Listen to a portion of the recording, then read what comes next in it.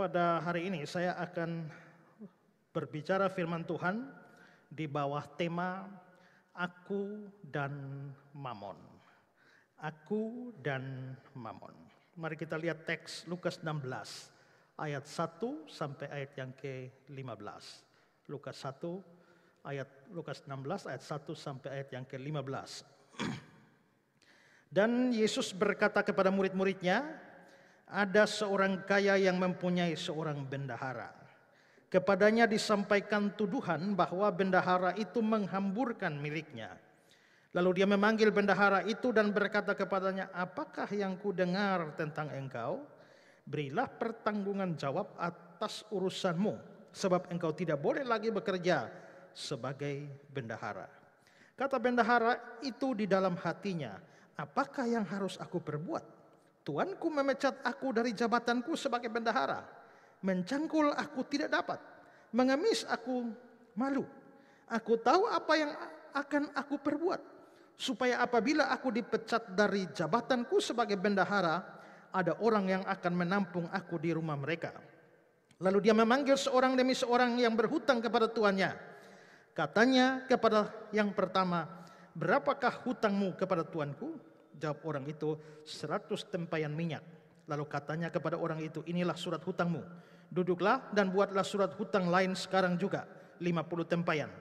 Kemudian dia berkata kepada yang kedua, dan berapakah hutangmu? Jawab orang itu, 100 pikul gandum. Katanya kepada orang itu, inilah surat hutangmu, buatlah surat hutang lain, 80 pikul.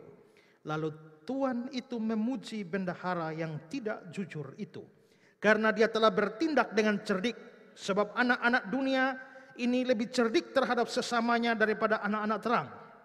Dan aku berkata kepadamu, ikatlah persahabatan dengan mempergunakan mamon yang tidak jujur, supaya jika mamon itu tidak dapat menolong lagi, kamu diterima di dalam kemah abadi. Barang siapa setia dalam perkara-perkara kecil, dia setia juga dalam perkara-perkara besar. Barang siapa tidak benar dalam perkara-perkara kecil, dia tidak benar juga dalam perkara-perkara besar. Jadi jikalau kamu tidak setia dalam hal mamon yang tidak jujur, siapakah yang akan mempercayakan kepadamu harta yang sesungguhnya? Dan jikalau kamu tidak setia dalam harta orang lain, siapakah yang akan menyerahkan hartamu sendiri kepadamu? Seorang hamba tidak dapat mengabdi kepada dua tuan, karena jika demikian dia akan membenci yang seorang dan mengasihi yang lain, atau dia akan setia kepada yang seorang dan tidak mengindahkan yang lain. Kamu tidak dapat mengabdi kepada Allah dan kepada mamon. Semuanya itu didengar oleh orang-orang Farisi, hamba-hamba uang itu, dan mereka mencemoohkan dia. Lalu dia berkata kepada mereka, kamu membenarkan diri di hadapan orang, tapi Allah mengetahui hatimu, sebab apa yang dikagumi manusia dibenci oleh Allah. Nah, saudara-saudara yang terkasih, cerita ini oleh Lembaga Alkitab Indonesia diberikan judul Bendahara yang Tidak Jujur. Bendahara yang tidak jujur.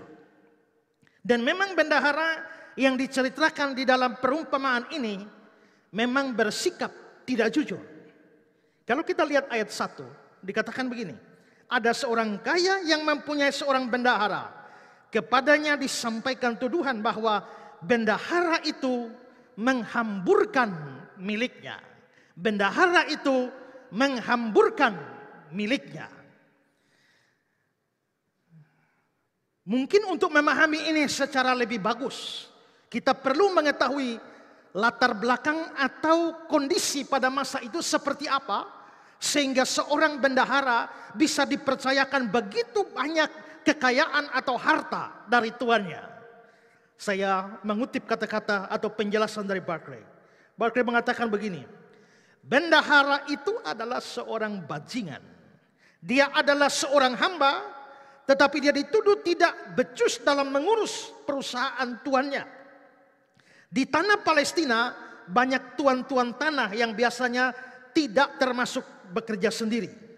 Mungkin saja tuan yang dimaksudkan di sini adalah salah satu dari tuan-tuan tanah seperti yang dimaksudkan, dan perusahaannya itu telah dipercayakan kepada hamba itu untuk mengurusnya. Rupanya bendahara itu telah biasa mencuri. Nah, Tapi saudara-saudara, sekalipun bendahara ini tidak jujur, tapi di dalam cerita kita atau perumpamaan ini, justru Tuhan itu memuji bendaharanya.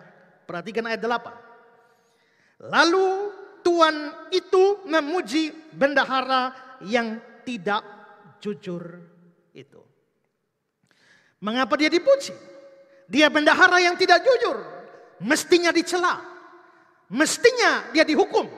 Mestinya dia dipecat. Tapi kenapa di sini justru dipuji?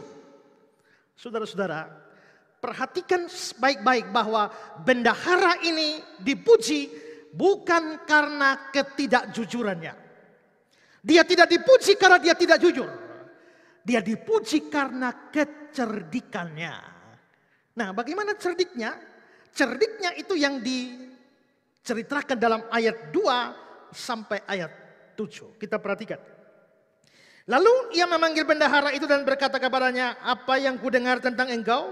Berilah pertanggungjawab atas urusanmu. Sebab engkau tidak bisa bekerja sebagai bendahara. Kata bendahara itu dalam hatinya, apakah yang harus aku perbuat? Tuanku memecat aku dari jabatanku sebagai bendahara. Mencangkul aku tidak dapat. Mengemis aku malu. Saudara, saya tadi malam baca sebuah komentar. Sampai di sini, mengemis aku malu. Kalau mengemis malu, tapi mencuri harta tuannya, kok tidak malu? Mengemis aku malu. Aku tahu apa yang akan aku perbuat, supaya apabila aku dipecat dari jabatanku sebagai bendahara, ada orang yang menampung aku di rumah mereka. Lalu dia memanggil seorang demi yang berhutang kepada tuannya. Katanya kepada yang pertama, berapakah hutangmu kepada tuanku? Jawab orang itu, 100 tempayan minyak. Lalu katanya kepada orang itu, inilah surat hutangmu. Duduklah dan buat surat hutang lain. Sekarang juga 50 tempayan. Orang hutang 100, dia suruh bikin surat hutang 50. Kemudian dia berkata kepada yang kedua, berapakah hutangmu? Jawab orang itu, 100 pikul gandum. Katanya kepada orang itu, inilah surat hutangmu. Buatlah surat hutang lain 80 pikul. Jadi dari 100 turun 50, 100 turun 80. Penafsir yang lain mengatakan, tuan ini bajingan. Tapi yang berhutang juga bajingan. Kenapa? Karena bendahara ini bajingan. Karena dia 100, hutangnya 100. Dia turunkan jadi 50. 100 dia palsukan surat lain menjadi 80. Tapi yang berhutang ini juga bajingan. Kenapa? Tahu hutang 100. Kenapa mau diturunkan? Padahal dia tahu bahwa dia berhutang kepada Tuhan, bukan kepada bendahara. Nah, maksudnya bendahara ini apa? Gini, dia tahu bahwa kalau tuannya pecat dia, pasti barangnya diambil, uangnya dirampas, dan dia sudah tidak punya apa-apa lagi. Dia makan dari mana? Dia tinggal di mana? Sebelum dia dipecat dan dirampas semua hartanya, disita, dia berbuat baik kepada tukang-tukang hutang itu. Yang 100 dijadikan 50, yang 100 dijadikan 80. Otomatis orang-orang lain di sana yang berhutang berterima kasih kepada dia. Karena sudah mengurangi hutang mereka. Mereka berhutang budi pada dia. Dia sudah berbuat baik kepada mereka. Sehingga nanti kalau si tuan memecat bendahara itu, tidak tahu kemana lagi. Bendahara itu datang berkunjung ke orang-orang yang berhutang tadi. Mereka pasti terima dia dengan baik. Karena apa? Karena mereka pernah merasakan kebaikannya. Jadi saudara-saudara, di sini kita bisa lihat bahwa dia berlaku cerdik dan kecerdikan inilah yang dipuji. Nah, setelah perumpamaan ini, Yesus masuk kepada intinya di dalam ayat 9. Dan aku berkata kepadamu, ikatlah persahabatan dengan mempergunakan mamon yang tidak jujur. Supaya jika mamon itu tidak dapat menolong lagi, kamu diterima di dalam kemah abadi. Ikatlah persahabatan dengan mamon yang tidak jujur. Apa itu mamon yang tidak jujur? Pertama kita apa itu mamon? Mamon ini satu kata yang agak sukar diterjemahkan. Tetapi Barclay mengatakan bahwa mamon itu mengalami perkembangan makna.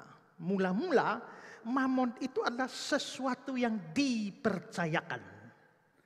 Jadi misalnya Saya mempunyai barang ini. Barang ini saya percayakan kepada orang lain. Maka ini adalah sesuatu yang dipercayakan. Biasanya digunakan di dalam dunia perbankan. Di mana saya mempunyai duit, saya mempunyai uang. Dan uang itu saya percayakan kepada bank. Kenapa saudara punya uang kasih masuk di bank? 1 juta, 2 juta, 3 juta, 5 juta. Artinya bahwa uang itu adalah sesuatu yang saudara percayakan kepada bank. Sesuatu yang dipercayakan. Tapi lama-lama bergerak dari sesuatu yang dipercayakan menjadi sesuatu yang dipercaya. Kalau sesuatu yang dipercayakan, maka itu biasanya ditulis dalam M kecil. Tapi kalau dipercayai, maka mamonnya sudah menjadi M yang besar. Jadi semacam dewa yang dipercaya. Karena ini adalah sesuatu yang dipercayakan dan dipakai dalam dunia perbankan, maka sesuatu yang dipercayakan kepada bank itu adalah uang atau harta kita. Ya. Maka boleh dikatakan mamon itu adalah harta kekayaan atau uang. Tapi dibilang mamon yang tidak jujur. Kalau orang tidak jujur, saudara percaya dia atau tidak? Tidak. Orang yang tidak jujur tidak bisa dipercaya. Mamon ini, mamon yang tidak jujur, artinya mamonnya tidak bisa dipercaya. Mamon itu apa? Harta kekayaan atau uang. Nah, tidak bisa dipercaya, artinya tidak bisa dijadikan sandaran, tidak bisa dijadikan pegangan. Dan memang uang kekayaan dunia ini memang tidak bisa dijadikan pegangan. Karena itu mamon yang tidak jujur itu artinya harta kekayaan yang bersifat duniawi. Nah, ikatlah persahabatan dengan mempergunakan mamon yang tidak jujur. Bukan ikat persahabatan dengan mamon. Ikat persahabatan dengan mempergunakan mamon. Berarti di sini ada saya, di sini ada pihak lain, dan saya mau bersahabat dengan pihak lain ini, tapi mempergunakan mamon. Saya menjalin persahabatan dengan pihak lain, dengan mempergunakan uang atau kekayaan dunia ini. Berarti sebenarnya, ikatlah persahabatan dengan mempergunakan mamon, itu sebenarnya adalah sebuah nasihat Tuhan. Untuk mempergunakan keuangan kita, mempergunakan kekayaan dunia kita di dalam menjalin persahabatan dengan orang lain. Nah, dengan pihak lain di mana kita ikat perjanjian atau persahabatan, itu siapa? Nanti akan saya jelaskan. Tapi pokoknya inti di sini adalah pergunakanlah uangmu, pergunakanlah harta kekayaan duniamu untuk menjalin persahabatan. Maka inti pengajaran di sini adalah bagaimana orang percaya, bagaimana orang Kristen bisa mempergunakan uang atau pergunakan kekayaan secara benar. Ini inti yang mau disampaikan di sini. Karena itu saya menyampaikan firman Tuhan ini dengan tema aku dan mamon, artinya aku dan uangku. Aku dan harta kekayaanku. Aku dan apa yang kupunya yang bersifat duniawi ini. Bagaimana aku menjalin relasi. Bagaimana aku bersikap. Bagaimana aku mempergunakan harta kekayaan dunia yang kumiliki. Maka sesungguhnya itulah yang menjadi inti khotbah saya ini. Sekarang saya ingin membicarakan beberapa hal. Pertama adalah mari kita melihat sikap-sikap yang salah terhadap uang atau terhadap kekayaan. Terkait dengan uang atau kekayaan ini ada banyak orang bersikap salah. Termasuk anak-anak Tuhan. Termasuk hamba-hamba Tuhan. Termasuk pendeta-pendeta. Banyak kali salah bersikap terhadap uang. Lalu sikap yang salah terhadap atau berkaitan dengan uang itu apa saja? Nah, hari ini saya ingin menyampaikan pada kita beberapa sikap yang salah terkait dengan uang. Pertama, ada yang tamak atau cinta uang. Tamak atau cinta uang. Perhatikan ayat 14 bacaan kita tadi. Semuanya itu didengar oleh orang-orang Farisi, hamba-hamba uang itu. Orang-orang Farisi, hamba-hamba uang itu. Mereka disebut sebagai hamba uang oleh Yesus. Sebenarnya kata hamba uang di sini itu bukan terjemahan harfiah. Terjemahan yang lebih baik itu adalah mencintai uang. Kalau kita lihat New International Version, dia menggunakan kata-kata who love money. Orang-orang Farisi yang mencintai uang, atau dalam New American Standard Bible, who were lovers of money, yang adalah pencinta uang. Jadi saudara-saudara, Alkitab bicara di sini ada orang-orang yang mencintai uang. Kalau bicara soal mencintai uang atau cinta uang, saya teringat perkataan Paulus dalam 1 Timotius 6 ayat 6 sampai 10. Memang ibadah itu kalau disertai rasa cukup memberi keuntungan yang besar. Rasa cukup ini mestinya rasa puas. Ya, dalam terjemahan aslinya demikian. Sebab kita tidak membawa sesuatu atau apapun ke dalam dunia dan kita pun tidak dapat membawa apa-apa keluar. Asal ada makanan dan pakaian, cukuplah, puaslah.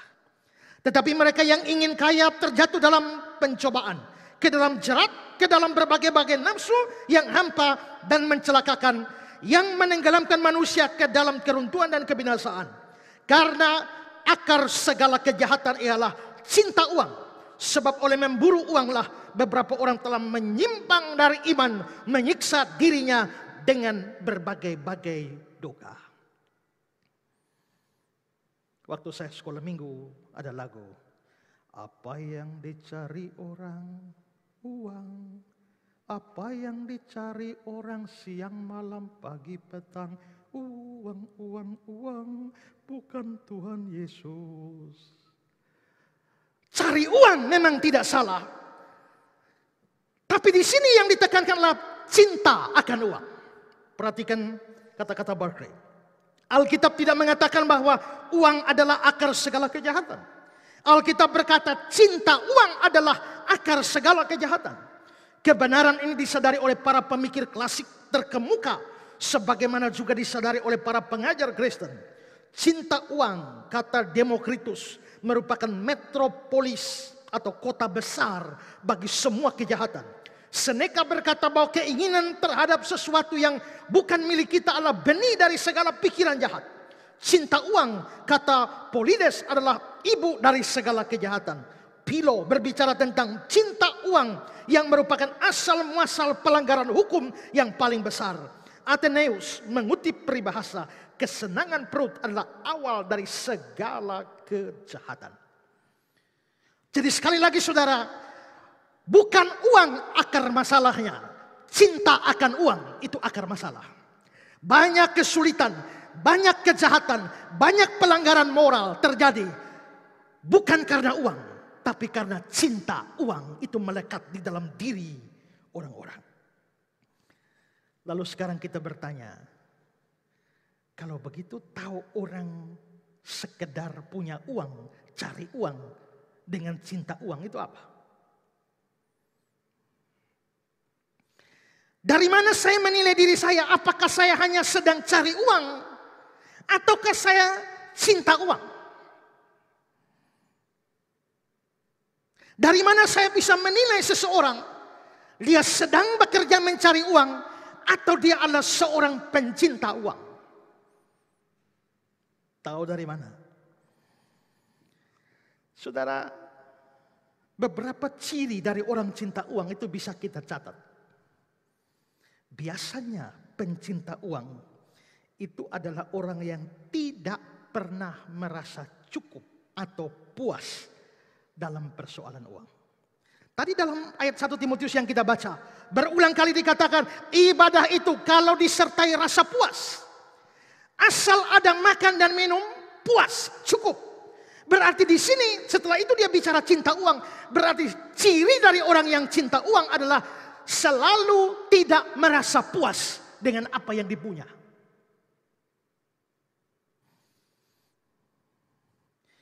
Kalau saudara punya gaji 1 juta, saudara akan rasa bahwa kurang. Rasanya saya baru pas kalau 2 juta. Tahu-tahu saudara dapat duit 2 juta. Saudara bilang, rasanya saya baru pas kalau 5 juta.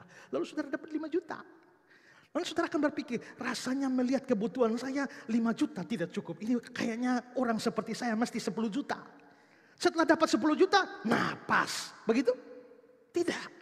Kebanyakan orang setelah 10 juta, dia ingin 20. Setelah 20, dia ingin 50. Setelah 50, dia ingin 100. Terus sampai kapan? Bagi orang yang cinta uang, tidak ada batas dari keinginannya itu untuk mendapatkan uang. Bahkan kalau perlu seluruh dunia dia punya. Makanya kalau ada satu orang yang cinta uang dan tamak, di sini ada satu orang yang cinta uang yang tamak, maka seorang mengatakan bahwa dunia ini tidak cukup untuk memenuhi kebutuhan 2 orang tamak ini.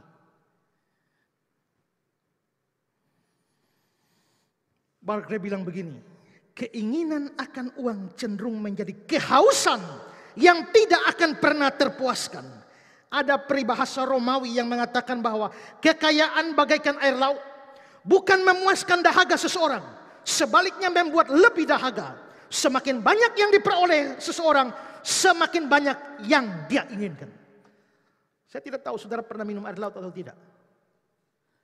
Tapi saya sendiri minum banyak. Dulu saya pramuka Sakabahari. Tempatnya saya di laut.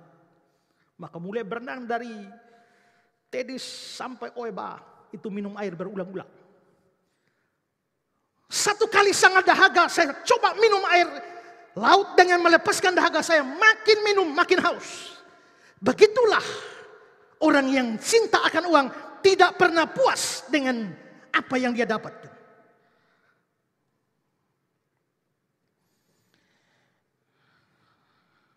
Dulu saya punya HP pakai kartu simpati. Tahu-tahu muncul keluar kartu as. Saya merasa perlu juga punya as, tambah HP untuk as. Tahu-tahu fleksi keluar, saya tambah HP untuk fleksi. Tahu-tahu M3 keluar, lalu saya tambah HP untuk M3. Lalu Mentari keluar, lalu saya tambah HP untuk Mentari. Setelah itu XL keluar, saya tambah lagi untuk XL. Dan saya bawa HP itu 1 tas. Dan pernah pusing karena 4 berbunyi bersamaan. Apakah saya memang membutuhkan sebanyak itu? Tidak. Tapi itulah ketidakpuasan. Orang yang cinta uang tidak pernah puas dengan uang. Itu ciri pertama. Kalau saudara seperti itu gejala saudara orang cinta uang. Kedua, gejala kedua dari orang cinta uang adalah dia berani berdosa supaya dapat uang. Dia korbankan harga dirinya supaya dapat uang. Dia korbankan kejujurannya supaya dapat uang. Dia korbankan integritas dirinya supaya dapat uang. Dia tidak takut berdosa untuk dapat duit. Mencuri, berdusta, menipu, menyogok, korupsi. Hari Minggu pun mestinya kebaktian, kerja terus, curang, pungli, peras. Saya 2 minggu lalu beli jagung bakar di Tedis. Lalu waktu mau pulang itu kira-kira jam 10 malam. Tukang parkir datang. Saya mau kasih duit. Duit kecil tidak ada. Saya kasih uang 50.000. Setelah kasih uang 50.000, dia balikan 15.000. Waktu 15.000 saya kaget. Om, parkirnya sebenarnya harga berapa? Dia bilang Midnight, Pak. Saya midnight, saya lihat sampai jam 10, kok midnight? Lalu saya tanya, ama sini dulu ama. Midnight itu apa? Dia bilang midnight itu kalau parkir lebih dari 1 jam. Oh, itu midnight. Ya. Model seperti ini banyak, berapa banyak pungli seperti ini. Kalau tidak tahu tidak apa-apa, tapi ada orang secara sadar. Orang rela melakukan kejahatan, rela melakukan dosa demi mendapatkan uang. Kalau ada saudara orang Kristen yang dengar khotbah ini dan saudara suka hack orang dari SMS atau WA, ya, lalu mulai kirim semua, minta duit, minta pulsa dan sebagainya, saudara termasuk orang yang cinta uang, orang yang jual barang palsu, dianggap barang asli, itu menipu supaya mendapatkan uang, mengubah harga pada nota atau kwitansi. Barang 5.000 saudara naikkan jadi 7.500, minta untuk diubah. Demi berapa rupiah saudara rela berbohong. Termasuk yang jual ikan. Ikan baru kakak, baru ini baru turun sampai di rumah melek. Kalau ada penjual ikan yang dengar khotbah ini, camkan, saudara termasuk orang cinta uang. Jual gula, jual garam, jual lombok.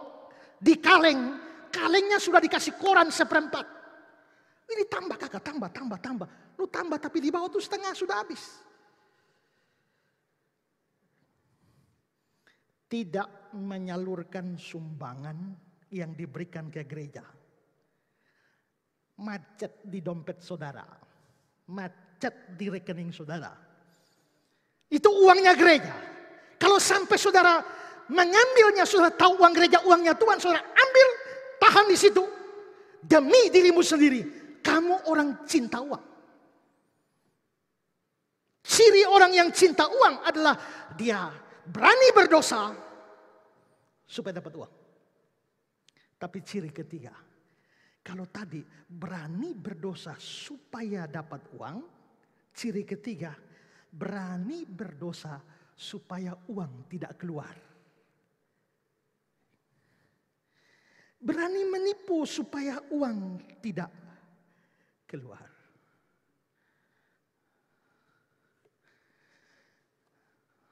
Bapak bisa pinjam uang? Tidak punya uang. Padahal ada. Mestinya kalau orang mau pinjam uang tapi tidak mau, ya kasih alasan kenapa tidak mau.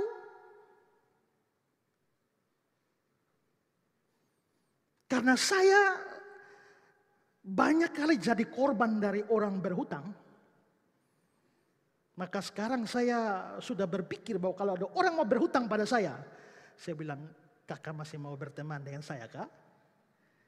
Oh masih. Kakak tahu bahwa apa yang paling bisa merusak persahabatan kita? Yaitu kalau saya kasih pinjam kakak dan kakak tidak bisa kasih kembali. Itu biasa persahabatan kita bisa rusak. Supaya persahabatan kita tidak rusak, saya sumbang buat kakak sedikit saja. Lebih baik begitu daripada saya bilang tidak punya uang. Padahal ada banyak. Orang rela berbohong, berani berbohong asal duit tidak keluar. Itu juga menjadi ciri orang yang cinta uang. Kalau saudara adalah orang yang berani berbuat dosa demi dapat uang, berani berbuat dosa demi mempertahankan uang, renungkan baik-baik. Amsal 10 ayat 2. Harta benda yang diperoleh dengan kefasikan tidak berguna. Harta benda yang diperoleh dengan kefasikan tidak berguna. Amsal 15 ayat 16. Lebih baik sedikit barang dengan disertai takut akan Tuhan daripada banyak harta disertai kecemasan. Ada seorang tukang sepatu sederhana. Tiap hari kerja, bikin sepatu, perbaiki sepatu dan riang gembira sambil menyanyi. Aku ini pembuat sepatu, enak asik, nyanyi-nyanyi tiap hari gembira.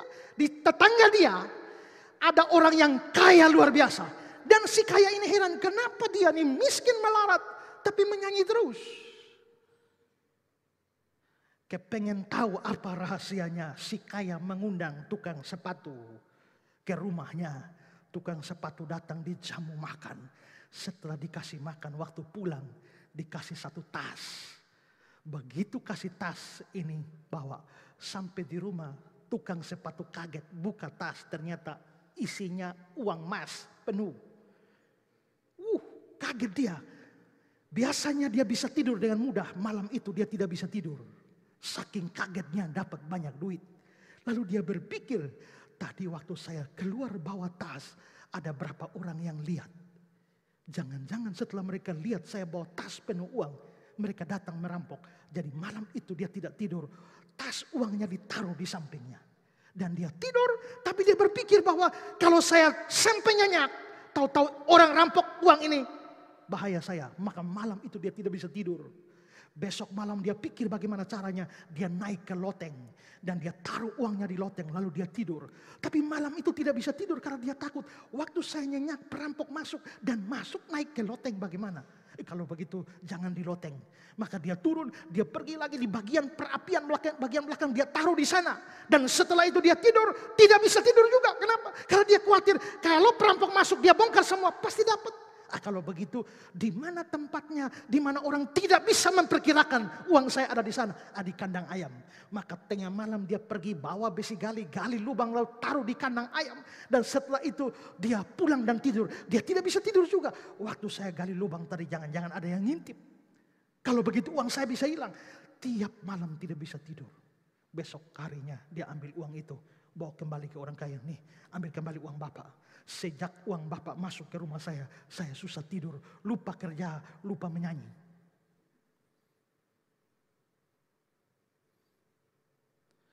Lebih baik sedikit barang disertai takut akan Tuhan daripada banyak harta disertai dengan kecemasan. Yeremia 17 ayat 11, seperti ayam hutan yang mengerami, yang tidak ditelurkannya. Demikianlah orang yang menggaruk kekayaan secara tidak halal. Pada pertengahan usianya, dia kehilangan semuanya. Pada kesudahan usianya, dia terkenal sebagai orang bebal. Jangan kira kalau saudara kerja, cari uang secara tidak halal, uang haram masuk ke rumah saudara. Dan Tuhan membiarkan. Tidak, perhatikan ayat ini. Mika 6 ayat 10. Masakan aku melupakan harta benda kefasikan di rumah orang fasik. Dan takaran Eva. Ini Eva ini bukan orang. Eva ini ukuran berat. Kayak gram gitu ya. Masakan aku melupakan harta benda kefasikan di rumah orang fasik. Dan takaran Eva yang kurang. Yang terkutuk. Misalnya jual barang 1 kilo. Dia sebenarnya kasih kurang beberapa gram tapi tulis 1 kilo. Itu kurangi. Masakan Tuhan lupa. Maka saudara yang cari uang, bawa uang yang tidak halal masuk ke rumahmu. Masakan Tuhan lupa, Tuhan tidak lupa. Berapa uang haram masuk ke rumahmu. Berapa uang haram masuk ke dompetmu. Berapa uang haram masuk ke rekeningmu. Tuhan tidak akan lupa. Sadar itulah. Kalau Tuhan memang mau memberkati, saudara tidak perlu lewat penipuan dan kecurangan dan dosa-dosa. Tuhan bisa bawa berkat ke rumahmu. Saudara, di Kansas, Amerika Serikat, ada seorang pengemis tua bernama Billy Harris. Ini foto dari Billy Harris. Ini seorang pengemis di Kansas. Dan hidupnya penuh kemiskinan, dia tunawisma, tidak punya rumah, hari-hari kerja di jalan. Tidur di jalan. Sampai tahun 2012. Lalu saudara, pada bulan Februari tahun 2013. Ada seorang perempuan bernama Sarah Darling. Sarah Darling ini melewati jalan yang sedang diduduki atau biasa menjadi tempat parkirnya Haris, pengemis tua ini. Lalu terjadi sesuatu iritasi di tangan Sarah. Sehingga dia terpaksa membuka cincin pertunangannya. Lalu dia kantongi. Begitu Sarah Darling lewat situ, dia lihat pengemis di pinggir jalan sedang bawa kotak, sorong-sorong minta duit. Sarah lalu ingin memberi koin kepada pengemis itu. Dan dia lalu mengambil koin dari kantongnya dan dia masukkan di kotak pengemis itu. Tanpa dia sadari, cincin tunangannya yang dari berlian ikut masuk bersama koin. Dan Bill Harris pun tidak menyadari ada barang berharga di situ. Sampai di rumah, Bill Harris kaget bahwa lihat ada cincin berlian. Apakah wanita tadi memang sengaja memberi kepada saya cincin berlian? Mustahil. Sementara itu Sarah Darling pun kebingungan karena dia menyadari bahwa sampai di rumah cincin tunangannya itu tidak ada lagi. Cincin yang sangat mahal. Dia kembali ke jalan itu mencari pengemis itu, tapi tidak menemukannya lagi. Dan besok dia kembali lagi.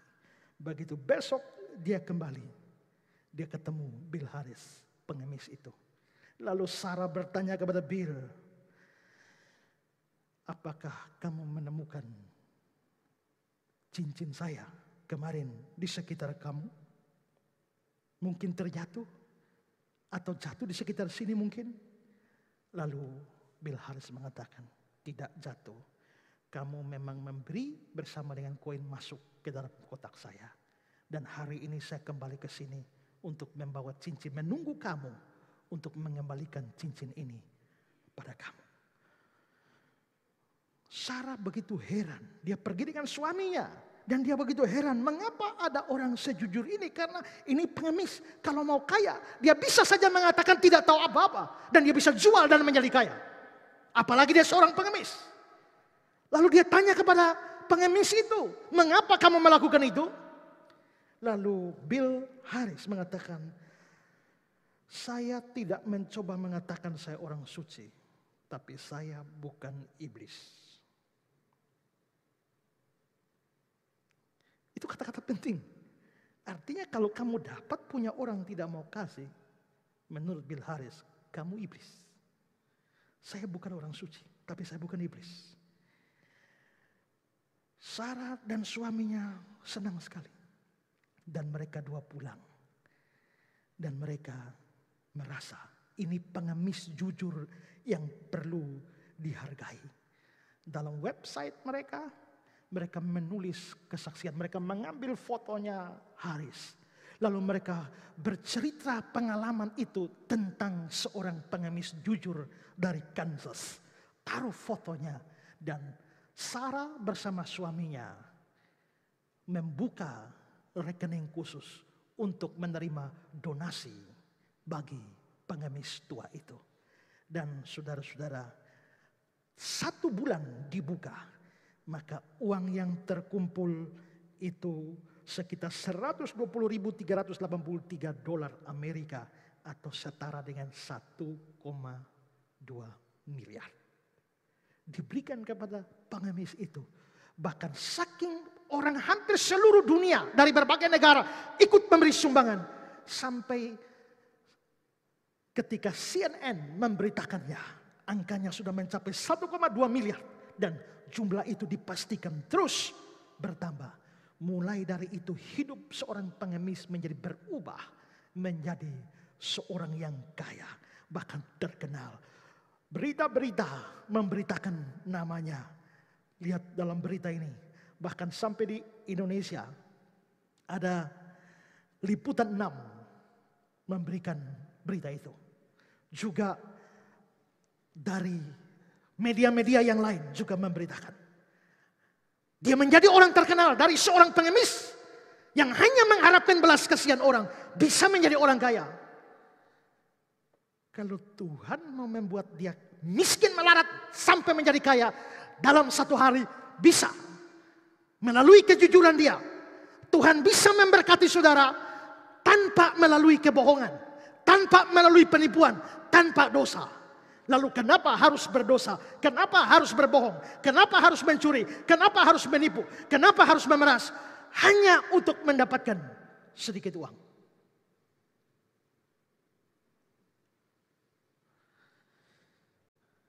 Tapi banyak orang jatuh pada titik ini.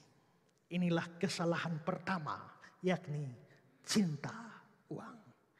Apakah saudara seperti ini? Sambil mendengar firman ini, sambil merenung, apakah saya seorang pencinta uang? Ini yang pertama. Yang kedua, kesalahan banyak orang dalam hal uang adalah menganggap bahwa uang atau harta yang ada pada kita itu milik kita sendiri.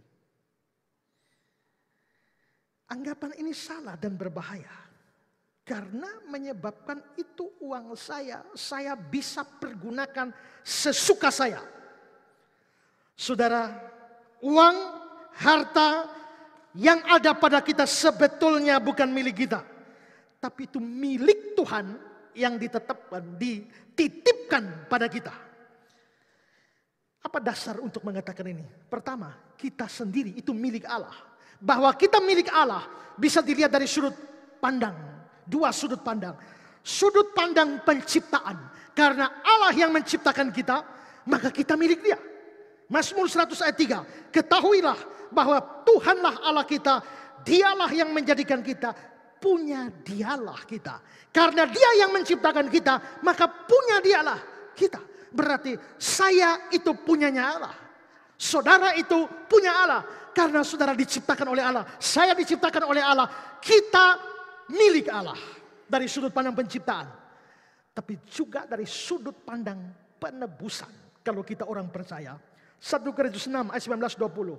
Atau tidak tahukah kamu bahwa tubuhmu adalah bait Roh Kudus yang diam di dalam kamu, Roh Kudus yang kamu peroleh dari Allah, dan bahwa kamu bukan milik kamu sendiri. Kamu bukan milik kamu sendiri, sebab kamu telah dibeli dan harganya telah lunas dibayar. Kalau saya bukan milik saya sendiri, kalau kamu bukan milik kamu sendiri, diri ini sendiri bukan milik kita sendiri, tapi milik Allah.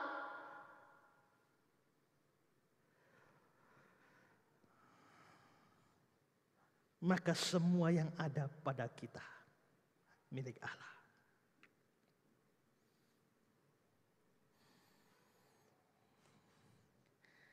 Perhatikan di dalam teks kita ada Lukas 16 ayat 12 tadi. Dan jikalau kamu tidak setia dalam harta orang lain, bukan harta kita loh, harta orang lain, siapakah yang akan menyerahkan hartamu sendiri kepadamu?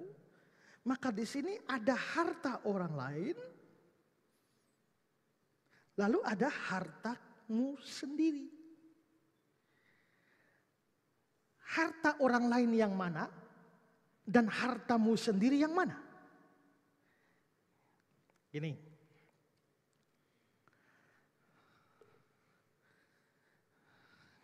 Uang yang kamu punya itu harta orang lain. Rumah yang kamu punya itu harta orang lain. Mobil yang kamu punya itu harta orang lain. Semua yang kau punya di dunia itu harta orang lain. Terus hartamu sendiri? Hartamu sendiri nanti. Kalau kamu masuk surga dan mendapatkan upah, itulah hartamu yang sesungguhnya. Tapi yang kau punya di dunia itu harta orang lain. Bukan punya kamu. Punya kamu itu yang ada di surga. Sebagai upah yang memang disediakan untuk kamu. Tapi semua yang kamu punya di dunia itu harta orang lain. Bukan hartamu sendiri. Henry bilang begini. Harta kekayaan dari dunia ini adalah harta orang lain. Harta tersebut adalah ta'alotria dalam bahasa Yunani. Bukan milik kita. Karena dia asing bagi jiwa. Bagi sifat dan bagi kepentingan jiwa. Harta tersebut bukanlah milik kita. Karena ia adalah milik Allah. Hak kepemilikannya atas harta itu melebihi dan mengatasi hak kita atas harta itu. Hak milik ada pada dia, sedangkan kita hanya memakai atau menikmatinya saja. Jadi harta saya sesungguhnya itu yang sudah disediakan di surga. Tapi semua yang saya punya di dompet saya, di rekening saya, di rumah saya, di atas tanah saya, itu milik Tuhan. Menurut ayat ini. Kejadian 28 ayat 22. Dan batu yang kudirikan sebagai tugu ini akan menjadi rumah Allah. Dari segala sesuatu yang engkau berikan kepadaku, akan selalu kupersembahkan 1/10 kepadamu. Dari segala sesuatu yang engkau berikan kepadaku. Berarti engkau berikan itu segala sesuatu. Semua yang saya punya engkau berikan. Berarti semuanya sebenarnya milikmu. Dan aku hanya diberikan kesempatan untuk memakainya. Ulangan pasal 8 ayat 17-18. Maka janganlah kau katakan dalam hatimu, kekuasaanku dan kekuatan tangankulah yang membuat aku memperoleh kekayaan ini. Tapi haruslah engkau ingat kepada Tuhan Allahmu, sebab dialah yang memberikan kepadamu kekuatan untuk memperoleh kekayaan. Dan seterusnya, dialah yang memberikan semua itu. Berarti sekali lagi, semua yang kita punya di dunia itu bukan milik kita, milik Tuhan. Kita hanya diberikan kepercayaan untuk memakainya. Maka apabila saudara menganggap atau tidak ada dalam pikiranmu bahwa semua yang saudara punya milik Tuhan, ini milik saya sendiri, saudara membuat kesalahan kedua di dalam hal harta kekayaan atau uang. Nah, kalau semua yang saya punya bukan milik saya, itu milik Tuhan, terus saya ini apanya? Mari lihat komentar Henry. Perumpamaan itu sendiri yang di dalamnya semua anak manusia digambarkan sebagai bendahara dari apa yang mereka miliki dalam dunia ini. Dan begitu juga kita pun tiada lain daripada bendahara-bendahara. Apapun yang kita miliki semua milik Tuhan. Kita hanya memanfaatkannya dan itu pun harus sesuai petunjuk Tuhan kita yang agung.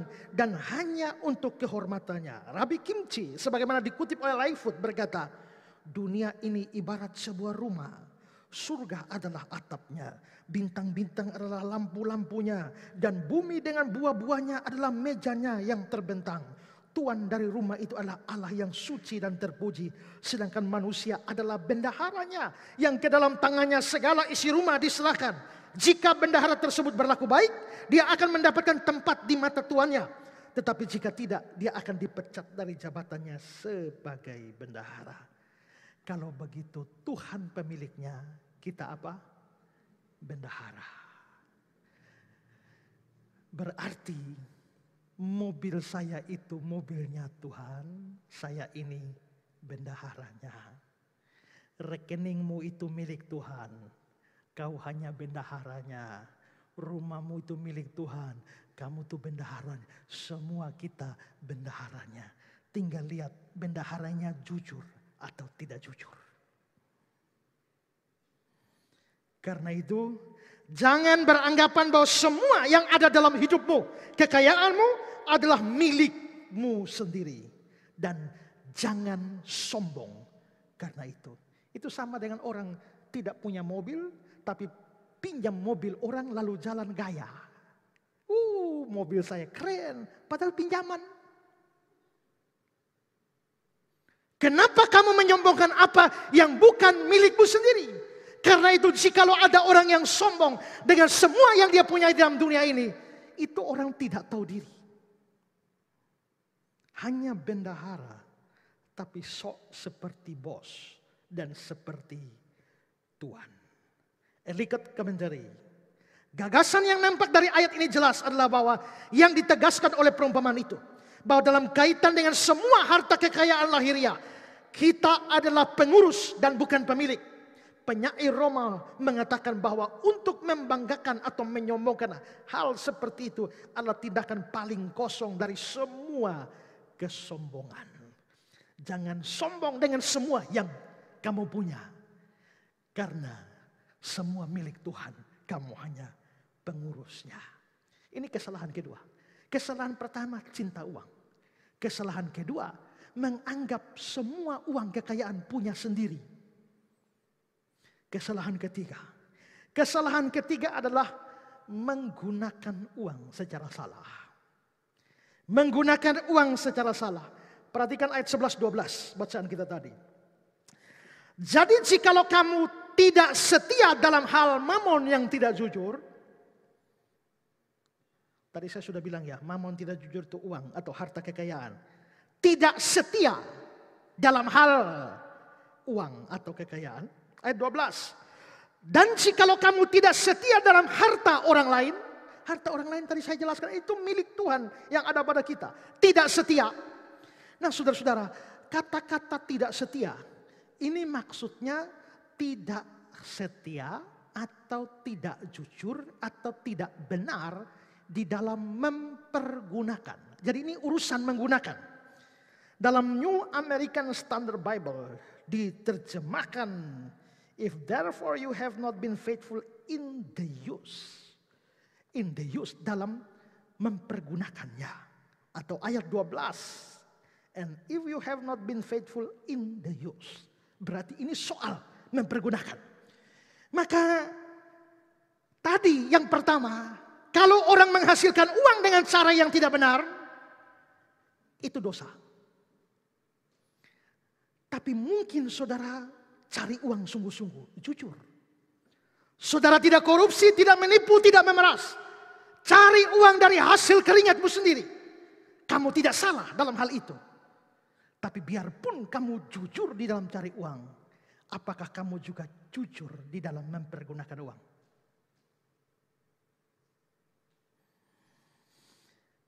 Saya memikirkan minimal ada 3 cara yang salah di dalam pergunakan uang.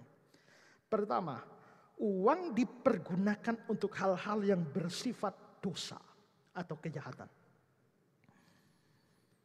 Punya duit, lalu minum mabok sampai teler-teler. Punya duit banyak, cari pelacur. Punya duit yang banyak, demi sebuah tujuan, sogok sana, sogok sini, suap sana, suap sini. Maka di situ uang sekalipun dihasilkan dengan cara yang benar, tapi dipergunakan dengan cara tidak benar yang bersifat dosa. Saudara pikirkan, uang saudara digunakan dengan cara yang bagaimana? Tapi yang kedua, uang bisa dipergunakan untuk sesuatu yang tidak dosa dari diri sendiri. Tapi bersifat menghambur yang tidak perlu. Itu juga cara yang salah. Perhatikan ayat 1. Ada seorang kaya yang mempunyai seorang bendahara. Kepadanya disampaikan tuduhan bahwa bendahara itu menghamburkan miliknya. Kalau yang pertama tadi, uang digunakan untuk dosa. Yang kedua ini mestinya tidak dosa. Tapi dihamburkan secara tidak perlu. Sehingga akhirnya menjadi dosa. Ini terjadi kalau orang sudah terlalu banyak uang. Sampai tidak tahu lagi mempergunakan uang untuk apa. Lalu membeli sesuatu. Bukan karena kebutuhan. Tapi ingin pamer. Untuk mencari prestise atau pengakuan orang lain. Demi kepuasan sesaat. Di rumah sudah punya banyak mobil yang bahkan tidak terpakai. Tapi masih lagi beli mobil baru. Untuk apa? Apakah beli mobil itu dosa? Tidak. Tapi kalau kamu tidak butuh mobil, karena mobilmu sudah banyak. Terus keluarkan uang sekian banyak untuk beli mobil lagi. Untuk apa? Kalau ada kebutuhan no problem. Tapi kalau tidak ada kebutuhan, lalu untuk apa?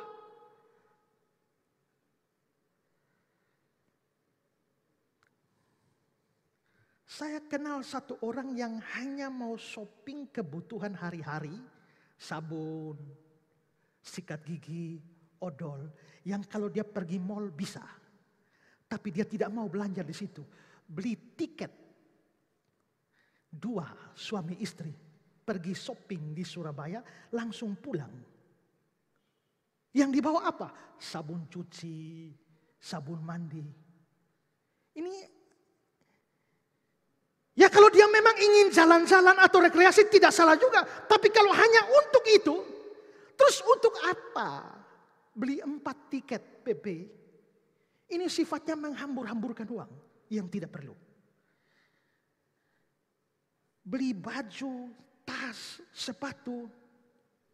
Padahal tas ada 17 di kamar. Sepatu sudah 23 pasang. Belum pakaian bermacam-macam mode. Celana bermacam-macam mode sampai yang umpan maupun yang tidak umpan. Semua sudah ada. Tapi begitu tas baru beli lagi, tas baru beli lagi. Terus yang 17 itu kau satu kali perjalanan keluar rumah pakai berapa? 17. Gantung di telinga, separuh di hidung, begitu. Kan kau pakai satu saja. Tapi kenapa harus keluarkan uang beli lagi? Beli tas tidak salah. Kesalahannya pada menghamburkan uang secara tidak perlu.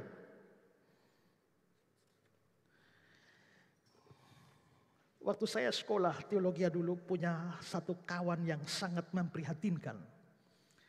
Bukan hanya memprihatinkan dari sisi ekonomi. Tapi dalam banyak hal. Sampai untuk bayar uang kuliah pun susah. Kadang-kadang kami patungan untuk bisa bayar. Satu ketika. Dia kaya mendadak. Karena rupanya ada persoalan keluarga tentang warisan. Dan karenanya dia dikucilkan sebagai miskin melarat. Lalu masuk sekolah teologi. Tahu-tahu urusan warisannya selesai. Dan dia menang. Dan dia menang dan sekarang kaya mendadak. Beli motor macam-macam. Saya juga tidak masalah beli motor. Tapi yang saya herankan adalah satu ketika. Pada saat itu mulai menghamburkan uang. Dan membeli segala macam pisau. Mulai dari yang panjang seperti ini. Terus pendek-pendek itu kira-kira berapa belas pisau dengan segala macam ukuran. Kayak sangkur. Ini saya tanya ini untuk apa? Hanya untuk iseng. Lempar-lempar pisau di pohon pisang. Ini harga berapa? Dia omong harganya untuk ukuran saat itu saya geleng kepala. Untuk apa mengeluarkan uang sebanyak itu? Hanya untuk kesenangan lempar-lempar pohon pisang. Tidak usah lempar, tendang langsung saja kan. Kenapa harus menghamburkan uang secara tidak perlu?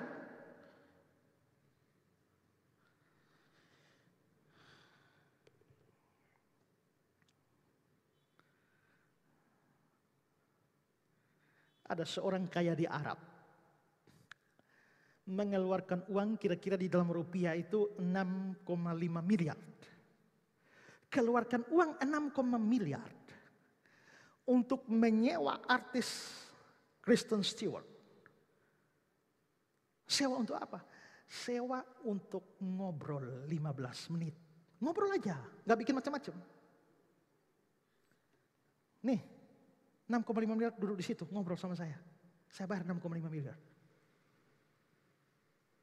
Waktu saya dengar itu, ada nggak yang mau ngajak saya ngobrol? Ya. Tapi maksudnya adalah, mengapa harus membuang uang sebanyak itu? Hanya untuk sesuatu seperti itu.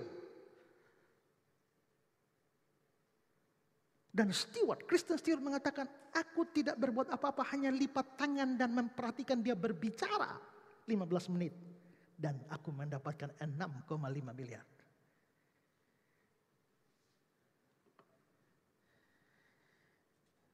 Beberapa orang gila juga. Yang mungkin uang tidak tahu bikin apa lagi. Seluruh kamar mandinya dilapisi emas. Sampai toilet tempat buang air besar. Emas. Coba saudara lihat gambar ini. Ini semua kamar mandi. Dan toilet harga 17 miliar.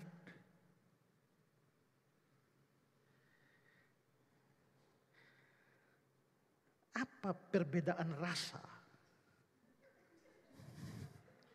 Buang air di toilet mas dan toilet biasa. Saya kok belum rasa yang mas, tapi saya rasa nggak akan beda sih. Rasanya sama. Karena saya sudah merasakan semua rasa yang pernah ada.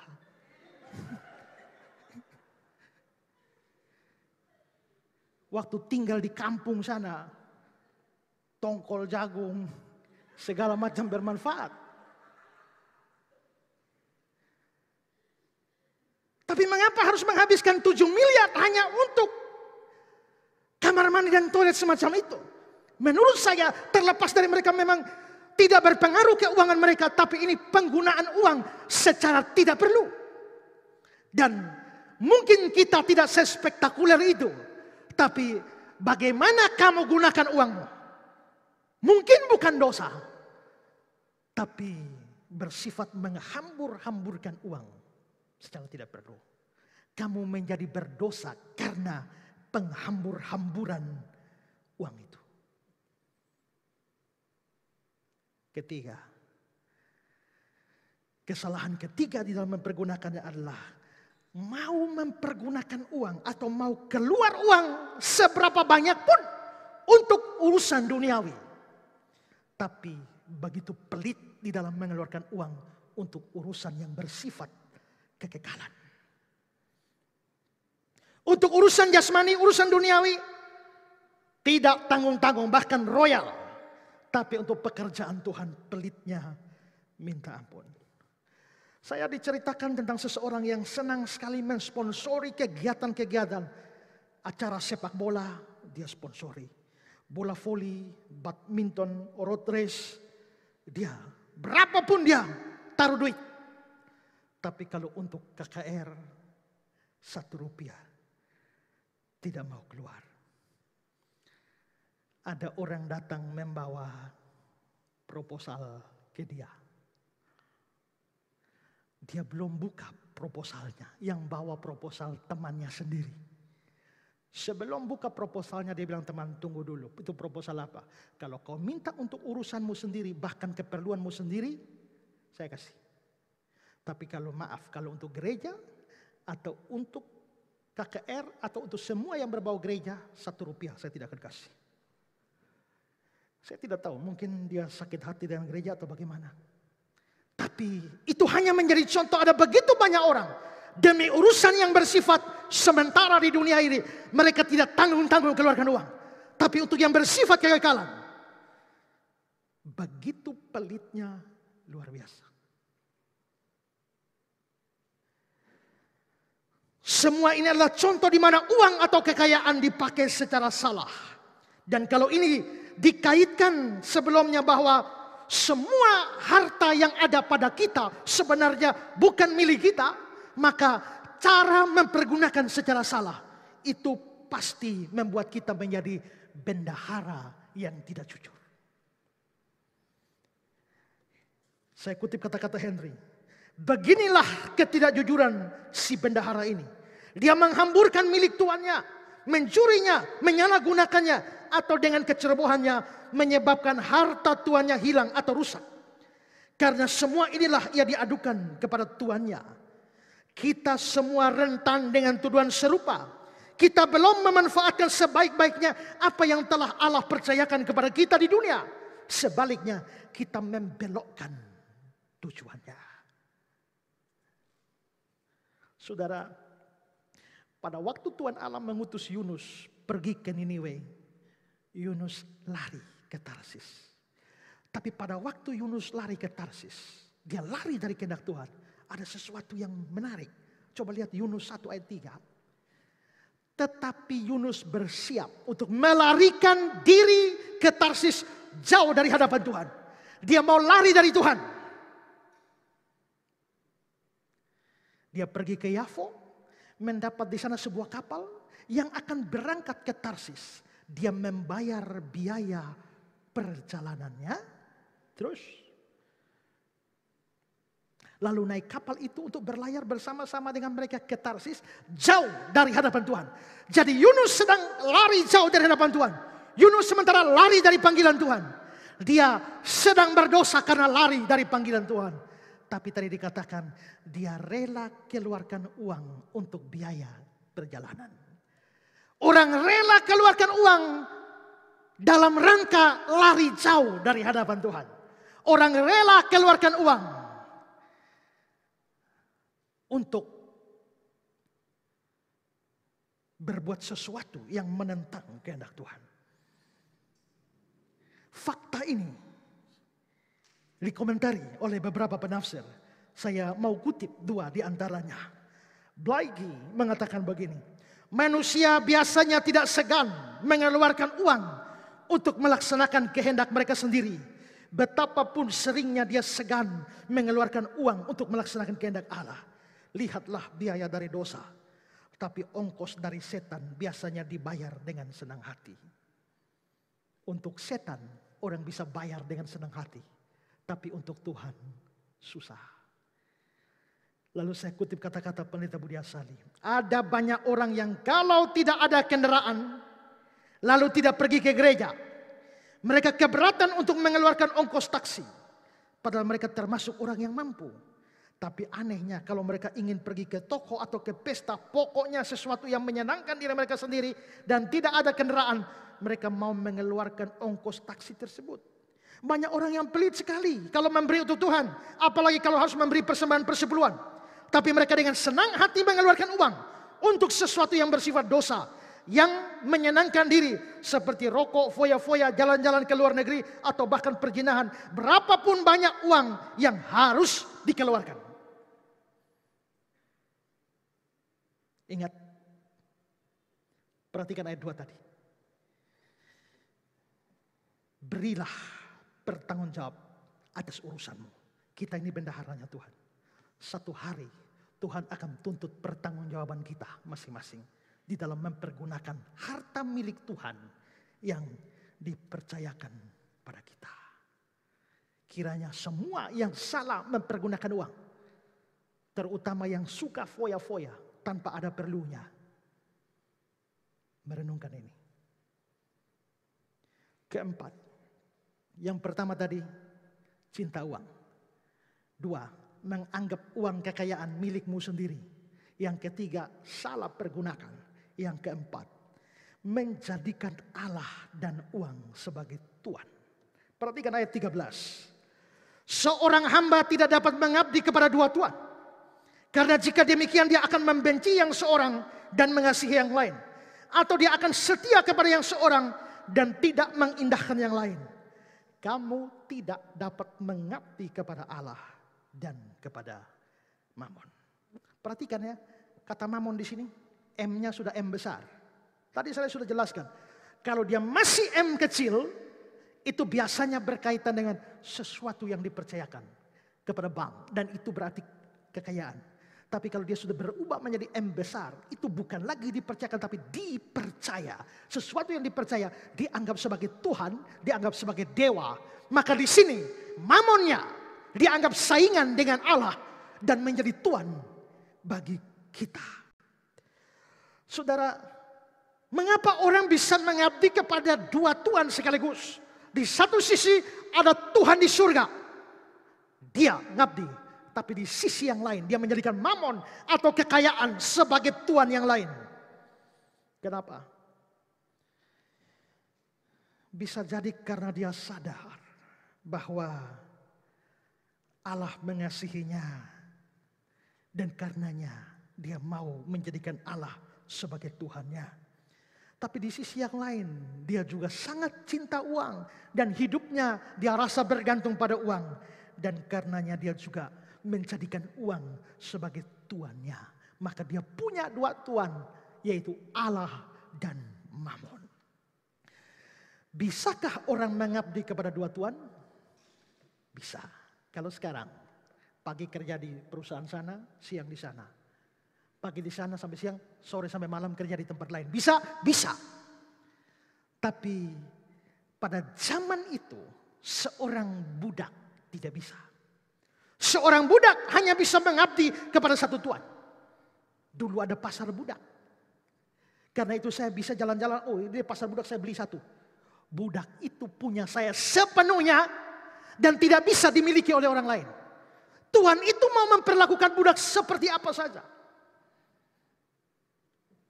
Makanya kalau saudara baca di Matius 19, ada orang yang tidak dapat kawin karena memang lahir demikian. Ada orang yang tidak dapat kawin karena dibuat menjadi begitu oleh orang lain. Ada orang yang karena kerajaan Allah memilih demi kepentingan kerajaan surga tidak kawin. Tapi yang kedua ini, ada orang yang tidak kawin karena dijadikan demikian oleh orang lain. Orang lain yang bikin dia tidak bisa kawin. Kenapa? Biasanya untuk budak-budak. Karena tuan-tuan punya gundik-gundik taruh di asrama putri sana.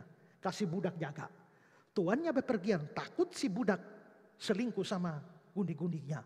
Maka budak yang jaga orang perempuan itu disunat. Bukan sunat, dikebiri. Dipotong alat kelaminnya. Aman sudah. Budak yang dipotong alat kelaminnya itu namanya sida-sida. Maka di kisah para rasul adalah sida-sida dari Ethiopia. Itu pasti sudah dikebiri. Nah maksudnya apa? Bahwa seorang tuan bisa mengebiri budaknya. Dan tidak ada persoalan, itu haknya. Bahkan seorang budak yang ketahuan mencuri, tuannya itu bisa memperlakukan secara hukuman paling ringan sampai berat. Kalau ada budak yang mencuri, seorang tuan bisa membuat dalam bahasa Latin, fugitivus, pencuri, itu bikin huruf V dari besi, lalu kasih masuk di api. Sampai membara, lalu ditempelkan di jidatnya budak. V. Kau pergi kemana-mana, V, fugitivus. Dan yang paling fatal adalah menyalibkannya. Maka Tuhan bisa menyalibkan budaknya. Seluruh hidup budak dimiliki Tuhan. Maka tidak ada budak bilang, Bapak permisi, bisakah saya cari penghasilan tambahan sore kerja di sana? Tidak ada bisa begitu. Kalau urusan Tuhan dan budak. Maka di sini ayat ini mengatakan jelas, tidak mungkin seorang budak, seorang hamba mengabdi pada dua Tuhan. Tidak bisa. Bolan mengatakan, seorang budak atau hamba dalam zaman dahulu kala tidak mempunyai tugas part time, setengah waktu. Dia tidak mempunyai waktu terluang yang tidak mungkin merangkap beberapa pekerjaan. Dia harus siap sedia sepanjang hari untuk melayani tuannya yang satu itu. Demikianlah mustahilnya mengabdi kepada Allah dan kepada Mamon serentak. Kamu tidak bisa mengabdi kepada Allah dan mengabdi kepada Mamon serentak, tidak bisa. Terus bagaimana kalau saya punya Allah, saya juga punya Mamon. Saya menyembah Allah, saya juga punya uang. Saya juga punya kekayaan. Biasanya ada dua yang terjadi. Apakah saya mempergunakan Allah untuk Mamon atau mempergunakan Mamon untuk Allah? Apakah saya memanfaatkan Allah untuk mendapatkan Mamon atau memanfaatkan Mamon untuk melayani Allah? Hanya dua itu saja. Tapi tidak bisa melayani dua-duanya. Tidak bisa menjadikan dua-duanya menjadi Tuhan. Atau Allah atau Mamon. Dan orang bisa mempergunakan Allah untuk mendapatkan Mamon.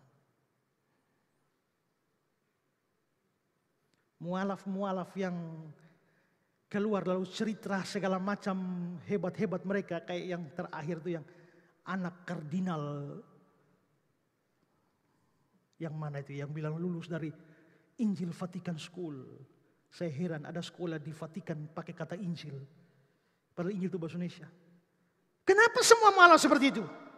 Tidak semua. Sekian banyak mualaf seperti itu. Kenapa? Ujung-ujungnya adalah duit, Mamon. Orang bisa mempergunakan nama Allah demi mendapatkan Mamon. Tapi tak usah omong agama lain. Di dalam kekristenan sendiri ada banyak pendeta seolah-olah melayani Allah, tapi sebenarnya hanya memanfaatkan Allah demi Mamon. Menumpuk kekayaan sedemikian rupa.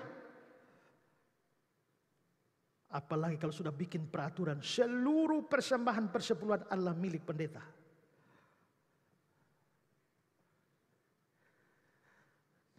Dan mereka bisa kaya raya luar biasa. Hati-hati, banyak orang memakai nama Tuhan mengejar mamon. Tapi ada orang yang dengan tulus hati, ada mamon di dompetnya, ada mamon di rekeningnya, tapi dia pakai untuk Allah. Kamu tidak bisa mengabdi kepada dua Tuhan. Kamu tinggal pilih, gunakan Allah untuk kejar mamon atau gunakan mamon untuk melayani Allah. Cinta uang, menganggap uang atau kekayaan punya sendiri, salah mempergunakannya, dan mengabdi kepada dua. Ini 4 kesalahan orang dalam bersikap terhadap uang atau kekayaan. Dari 4 ini, coba saudara renungkan. Saudara yang mana? Kalau saudara ada salah satunya, atau salah 2-nya, salah 3-nya, atau bahkan semuanya, ke-4-4-nya.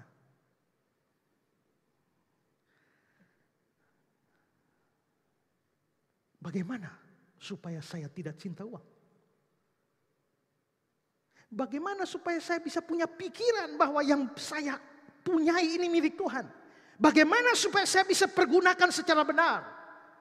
Bagaimana supaya saya tidak mengabdi kepada Allah dan juga mamon? Bagaimana caranya? Bersambung part 2 minggu depan. Tuhan memberkati kita.